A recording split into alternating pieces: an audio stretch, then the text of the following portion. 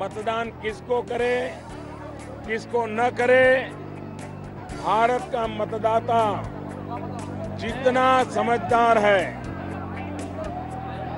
निरक्षी અને પ્રધાનમંત્રીની આ વાત સાથે જ શરૂઆત દેશના અને આખા આજે દેશમાં સૌથી વધારે આખું અત્યાર સુધીમાં જે મતદાન જોવા મળ્યું અને દિવસના સૌથી મોટી ચર્ચા વિશ્લેષણ સાથે સંપૂર્ણ વિશ્લેષણ સાથે શરૂઆત આ ચર્ચાની. સ્ટુડિયોમાં ઉપસ્થિત છે જે પટેલ ભારતીય જનતા પાર્ટીના નેતા છે, એચ પટેલ ભારતીય જનતા પાર્ટીના અમદાવાદ પૂર્વથી ઉમેદવાર પણ આપણી સાથે જોડાયા છે, ધર્મેશ પટેલ નવસારીથી ઉમેદવાર છે કોંગ્રેસના આપણી સાથે જોડાયા છે, નૈશદ દેસાઈ કોંગ્રેસના નેતા છે, પ્રશાંત ગઢવી, જયેશ શકરાર અને રાજેન્દ્ર રાવલ ત્રણેય વિશ્લેષક છે અને સૌથી પહેલા અમદાવાદ પૂર્વના ભારતીય જનતા પાર્ટીના ઉમેદવાર એચ પટેલ, શરૂઆત તમારાથી અને સવાલ જે મતદાન જોવા મળ્યું છે 59.48%, કોઈ વેવ કે સુનામી જેવું દેખાય છે તમને?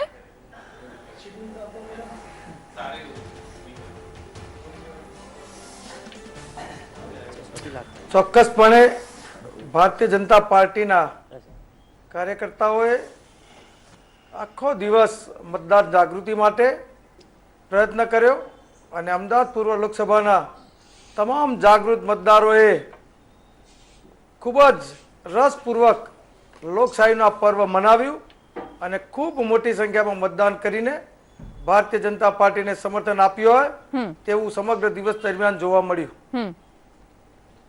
તો સંતોષ છે જે પટેલ આંકડાથી? જે હજુ તો ફાઇનલ આંકડો જેમ આવશે તો પણ 1% થી વધારે ફરક તો પડે નહીં. મતદાનનો ટ્રેન્ડ જે છે, ટ્રેન્ડ, હા, એ ટ્રેન્ડ હું જ્યાં સુધી માનું છું સમગ્ર ગુજરાતની પ્રજાએ એ સ્વાર્થમાં મતદાન કર્યું કે ગુજરાતના દીકરા દેશનું સુકાન કરે, ગુજરાતના દીકરા 5 વર્ષનું ફરી શાસન કરે હિન્દુસ્તાનની અંદર. તમને કેવી રીતે ખબર? ગુજરાતનો ઇતિહાસ રહ્યો છે કે જ્યાં સરદાર હું આપણે ટોકીસની પણ એક કે જે રીતે રાષ્ટ્રીય કોંગ્રેસની અંદર સરદાર વલ્લભભાઈ પટેલને રોકવાનું કામ એક ગુજરાતથી કર્યું નહેરુજીએ,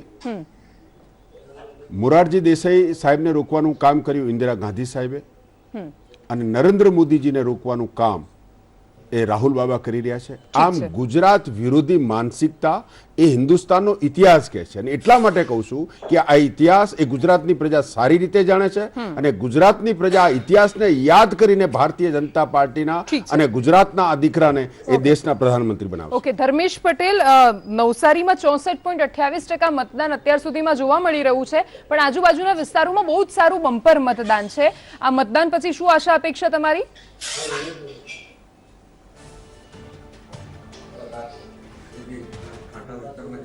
થયું છે તે અમારા માટે ખૂબ ઘણું ફાયદાકારક છે અને જે શહેરી વિસ્તારમાં ઓછું મતદાન થયું તેનાથી પણ અમારે કોંગ્રેસને ઘણો ફાયદો થવાનો છે. ઓકે, એટલે તમને એવું લાગે છે જીતનો આશાવાદ? કેમ કે નવસારી એવી બેઠક છે સાહેબ કે ચોથા નંબરમાં હતું દેશમાં જ્યારે સૌથી વધારે જંગી લીડથી જે જીતતા આવે છે. CR પાટીલ વર્ષોથી સતત જીતતા આવ્યા છે, ત્યાં સ્થાનિક લોકો સાથે પણ સંકળાયેલા છે, તો આશા ખરી તમને આ બેઠક પર? આજે જે સંસદ છે 10 વર્ષ થઈ ગયા, 10 વર્ષના શાસનનો લોકોએ જાણી લીધું છે બરાબર કામનું, તો અત્યારે જે અંડરકરન્ટના હિસાબે પણ તેમને નુકસાન થવાનું છે. હા, એ કળી ન શકાય. ઓકે, એમનું કહેવાનો મતલબ એવો છે. નૈશદભાઈ, 62.36% મતદાન સરેરાશ છે અને કદાચ હવે જે આંકડો વધે ત્યાં સુધીમાં જે 2014માં હતું એની સરખામણીમાં આવી જાય એટલું લગોલગ મતદાન છે, તો આ બધાની વચ્ચે તમને શું દેખાઈ રહ્યું છે? આટલા વર્ષોનો તમારો અનુભવ છે એટલે આવશે, કારણ કે ગયા વખતે 64%થી પણ વધારે મતદાન હતું, 63.5, અને આપ દરેક બેઠક ઉપર જોશો, કોઈ પણ બેઠક 26 તો ગયા વર્ષ કરતા 14 કરતા ડેફિનેટલી 1% 2% ઓછા મતદાન છે. અને સૌરાષ્ટ્રમાં તો ખાસ મેડમ ઘણી સીટો પર 6% કે 8% ઓછું મતદાન સૌરાષ્ટ્રની બેઠક. એટલે જનરલી 14માં એક ગુજરાતી એવું એક ફિલિંગ હતી કે આપણે મોદીજીને પ્રધાનમંત્રી બનાવીએ અને આપણા બધાના ઘરો બધા છે તે સોનાના થઈ જવાના છે એવી એક અદ્ભુત આશા હતી, ડ્રીમ, સપનું હતું. સોનાના ઘર. હા, એટલે લોકોએ મોદીજી તરફે મતદાન કર્યું હતું 14માં. પરંતુ અત્યારે 19માં હા ગુજરાતમાં ઓછામાં ઓછી 12 સીટ તો કોંગ્રેસ લેશે જ, કદાચ 16 સીટ પણ લઈ શકે. ઠીક છે, કદાચ રાત થઈ છે, 16 દિવસ પણ લઈ સ્વપ્ન છે. માની લઈશું, કેમ કે અઘરું પરિસ્થિતિ છે. અત્યારે નારણ કાછડિયા અમરેલીથી જોડાયા છે, ઉમેદવાર છે ભારતીય જનતા પાર્ટીના, પ્રવર્તમાન સાંસદ પણ છે. નારણભાઈ, સ્વાગત છે સંદેશ ન્યૂઝમાં. સૌથી ઓછું મતદાન કેમ અમરેલીમાં થયું સાહેબ? આભાર આભાર આભાર. અમરેલીમાં 56%. હા હલો, હા, અમરેલીમાં મતદાન કેમ સૌથી ઓછું થયું છે સાહેબ?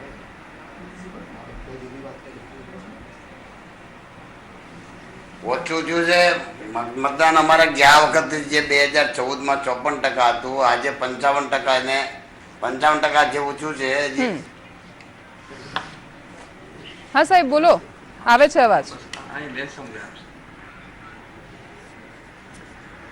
હાજી, હા, આવે છે અવાજ તમારો, બોલો તમે.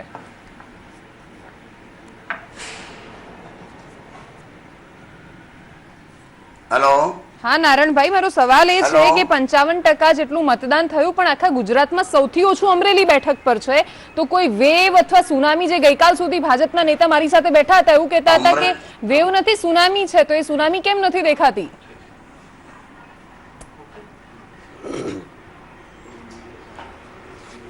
અમરેલીમાં 2009માં 49% હતું, 2014માં 54% હતું, આજે 55% થયું છે. પણ અમરેલી ભારતીય જનતા પાર્ટીની સીટ ભાજપ જીતે છે એમાં કોઈ શંકા નથી. અને અમરેલીમાં આજે ગરમીનું પ્રમાણ પણ વધારે હતું.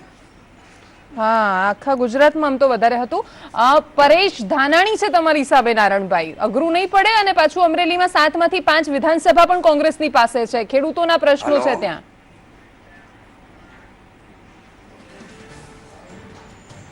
7 માંથી 5 કોંગ્રેસ પાસે હતી, પણ આ 2019ના જે ચૂંટણી છે લોકસભાની, એમાં ભારતીય જનતા પાર્ટીની સીટ લોકસભામાં જીતીએ છીએ એમાં કોઈ શંકા નથી.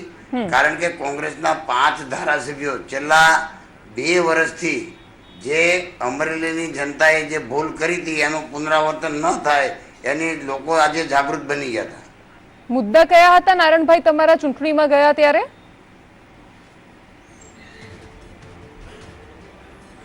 ખાસ કરીને નરેન્દ્રભાઈની સરકારમાં જે અમરેલી જિલ્લામાં જે અત્યાર સુધીમાં કોઈ પ્રકારના વિકાસના કામો ન થયેલા, અને નરેન્દ્રભાઈના શાસનમાં અમરેલી જિલ્લાની અંદર રેલવે હોય, નેશનલ હાઈવે હોય, કેન્દ્રીય વિદ્યાલય હોય, પાસપોર્ટ ઓફિસ હોય, પછી ગેસ કનેક્શનની પાઇપલાઇન હોય, આ તમામે તમામ મુદ્દાઓ અમરેલીની અંદર મંજૂર છે. અને વિકાસને નામે અને રાષ્ટ્રની રક્ષા અને રાષ્ટ્રની સલામતી અને દેશનો વિકાસ, આ અમારો મુખ્ય મુદ્દા હતા.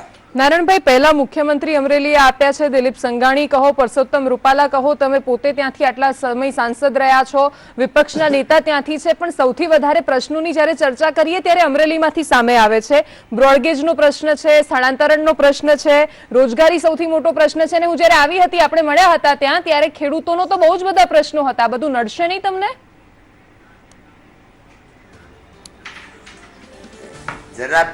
જરા પણ નડશે નહીં, એટલા માટે કે 72 વર્ષની આઝાદીમાં લગભગ 57 વર્ષ સુધી આ દેશ ઉપર શાસન કોંગ્રેસે કરેલ છે. અને જે તમને કહું કે રોડ અને રેલ એ વિકાસનો મુખ્ય મુદ્દો હોય. જ્યારે આ અમરેલી બ્રોડગેજથી વંચિત હતી, નેશનલ હાઈવે રસ્તાઓથી વંચિત હતી, ત્યારે આજે અમરેલીનો વિકાસ નથી થયો. એનું પાછળનું કોઈ કારણ હોય તો આ દેશની અંદર કોંગ્રેસના શાસનમાં અમરેલી પસાર રહ્યું છે. અને હવે આ નેશનલ હાઈવે અને બ્રોડગેજ થતા અમરેલીમાં રોજગારીની તકો ઊભી થાય અને વિકાસનો પણ આગળ વધશે. નારણભાઈનો અવાજ કહે છે કે બહુ મહેનત કરી છે એમણે. એચ.એસ. પટેલ, તમારો મુદ્દો કયો હતો? અમદાવાદ પૂર્વ સેફ બેઠક ગણાય છે, પણ કોઈ એક એવો મુદ્દો તો હશે ને જે તમે લોકોની સાથે લઈને ગયા હશો, એમની વચ્ચે ગયા હશો એ મુદ્દાને લઈને?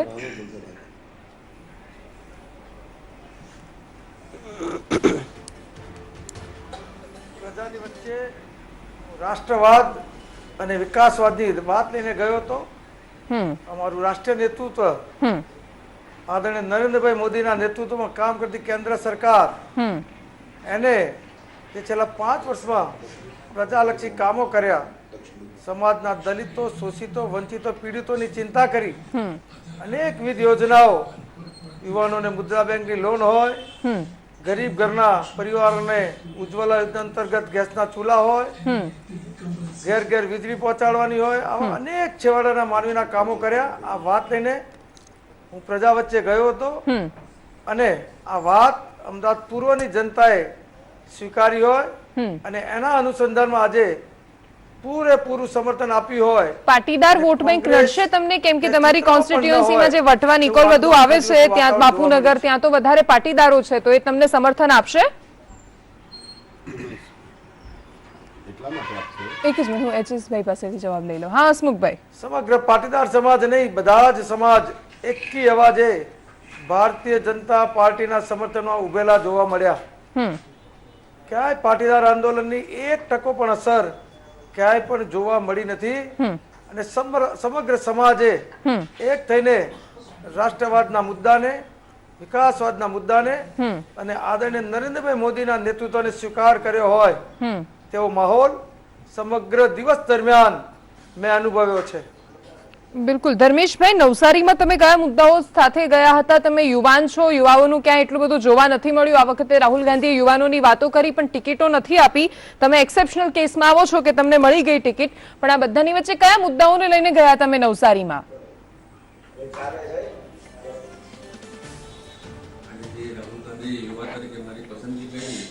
બરાબર, કોંગ્રેસ પક્ષમાં તે યુવા તરીકે મારી પસંદગી કરી હતી. આજે જે ટેક્સટાઇલના પ્રશ્ન છે,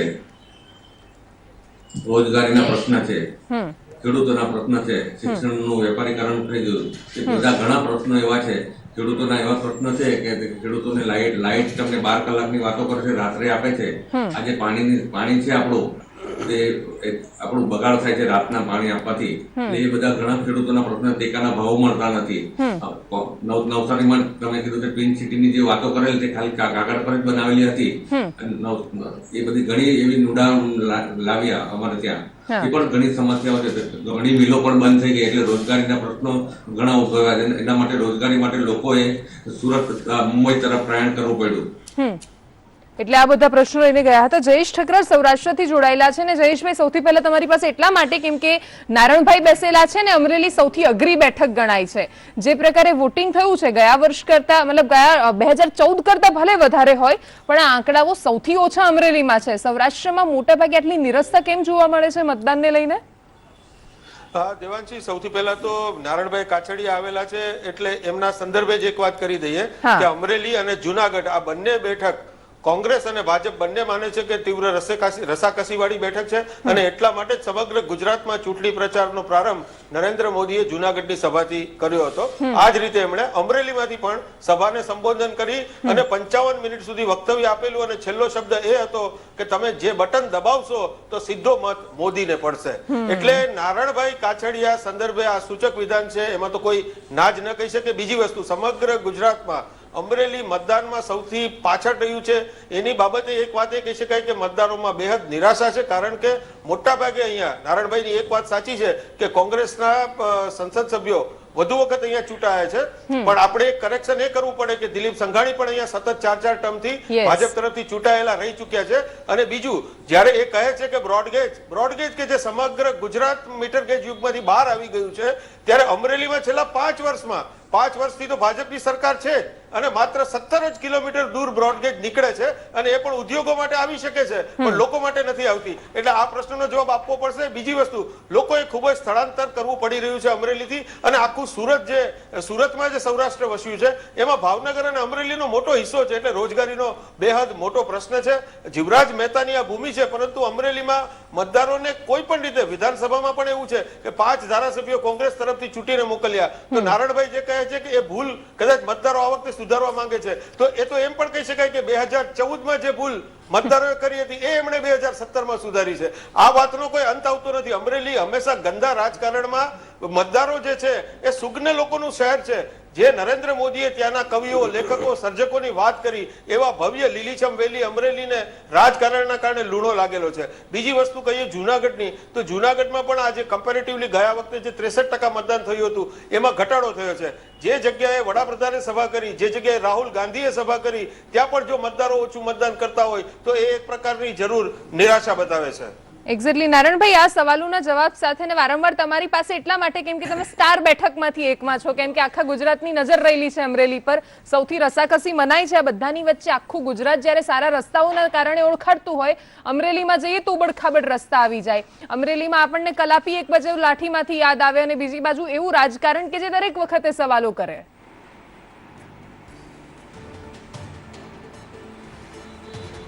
ગયા વખત 2014માં પણ અમરેલી બેઠક એકદમ ટબ હતી એવું બધા મીડિયાના લોકો પણ કહેતા હતા અને રાજકીય તજજ્ઞો પણ કહેતા હતા કે અમરેલી બેઠક બહુ ટબ છે, પણ 1,56,000 એમ બેઠક આપણે જીત્યા હતા. અને આ વખતે પણ જે કોઈ વિશ્લેષણો હશે, જે કોઈ રાજકીય તજજ્ઞો હશે કે મીડિયા હોય, આ વખતે પણ એમાં મીડિયા માર ખાવાનું છે. અને હું તમને ચોક્કસ કહું કે અમરેલીની બેઠક ભારતીય જનતા પાર્ટી જીતે છે, એમાં કોઈ શંકા નથી. બિલકુલ. હાલ વિરામનો સમય થયો છે, એના પછી આગળ વિશ્લેષણ પર જવું છે, પણ આણંદ અને અમરેલી પર તો દરેક લોકોની નજર છે એટલે એ ટફ તો ગણાય. હવે આગળનો સમય 23 મે જ ખબર પડવાની છે જનતાએ શું નક્કી કર્યું છે, પણ જનાદેશ એ પિટારામાં બંધ થઈ ગયો છે. હાલ રોકાઈશું વિરામ માટે.